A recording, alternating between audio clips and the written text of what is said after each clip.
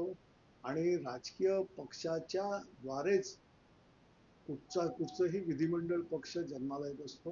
कारण राजकीय पक्षाच्या नेतृत्वाने दिलेल्या तिकिटांवर जे उभे राहतात तेच आमदार म्हणा, तेच खासदार म्हणा, अशा प्रकारचे किंवा नगरसेवक म्हणा, हे त्या त्या पक्षाच्या तिकिटावर निवडून येतात.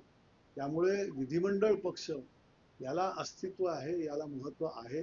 त्या विधिमंडळाच्या आणि त्या सभागृहाच्या त्या दायऱ्यामध्ये आणि राजकीय पक्ष हा त्याच्यापेक्षाही मोठा असतो आणि त्याच्याद्वारेच विधिमंडळाचा जो कोण नेता असेल, विधिमंडळामध्ये व्हीप असेल, त्याची नियुक्ती ही पक्ष नेतृत्वाकडनं केली जाते. जी प्रक्रिया अगदी व्यवस्थितरित्या फॉलो करून शिवसेना या पक्षातर्फे शिवसेना पक्षप्रमुख म्हणून उद्धवजींनी वेळोवेळी केली होती.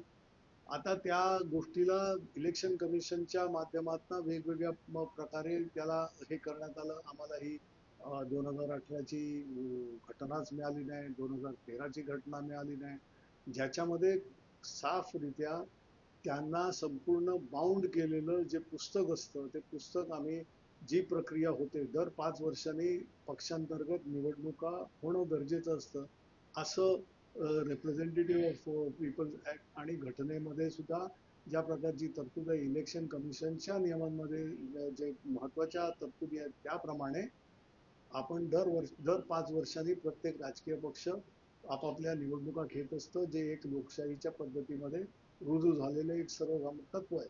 त्याप्रमाणे झालेली सगळी प्रक्रिया ही त्याची नोंद करून, त्याचं व्हिडिओग्राफी करून, त्याच्यामध्ये सगळे जे काय वर्बॅटिम असतं, मिनिट्स असतात, तिथे झालेले ठराव असतात, त्या सगळ्या गोष्टी परिपूर्ण बाउंड करून स्पायरल बाउंडिंगच्या याच्यामध्ये आम्ही घेत असतो. त्याची एक्नॉलेजमेंट सुद्धा ही वेळोवेळी इलेक्शन कमिशन जवळून मिळालेली आहे.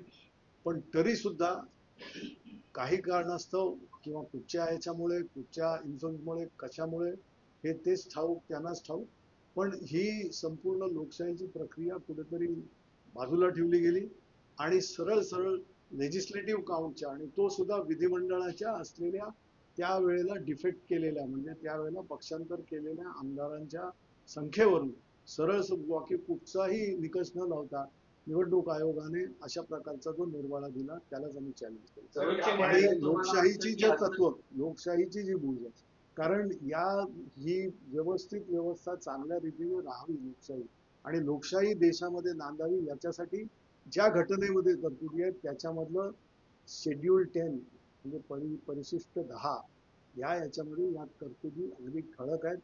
पक्षांतर बंदी कायदा हा व्यवस्थितरित्या, अन्यथा आज तुम्ही या पक्षातनं उभे राहाल, तुम्ही तुमचं इच्छित साध्य कराल, लोकांचा विश्वास त्या पक्षाच्या धोरणांवर, त्या पक्षाच्या नेतृत्वावर लोक देत असतात आणि त्या दिलेल्या प्रतिनिधी निवडून जे मतदार देतात त्या सगळ्या गोष्टीला हरताळ फासला जातो. तो निवडून आलेला प्रतिनिधी स्वतःच्या मर्जीप्रमाणे किंवा इतर कुठच्या गोष्टींना आमिषांना बळी पडून इतर ठिकाणी गेला तर मग पक्ष ती रिप्रेझेंटेटिव्ह पार्लमेंटरी पद्धत जी आपली आहे ती कशा रीतीने जिवंत राहील.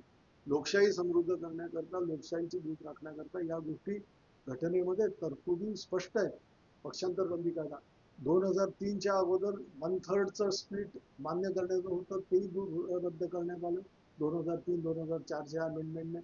आणि आता स्पष्टपणे आहे की मूळ पक्ष, ओरिजिनल पार्टी, पॉलिटिकल पार्टी जोपर्यंत मर्जर दुसऱ्या पक्षाशी करत नाही, ते केल्यानंतर 2/3 त्या विधिमंडळ लेजिस्लेटर्सचा त्याला पाठिंबा नाही तोपर्यंत मर्जर होत नाही.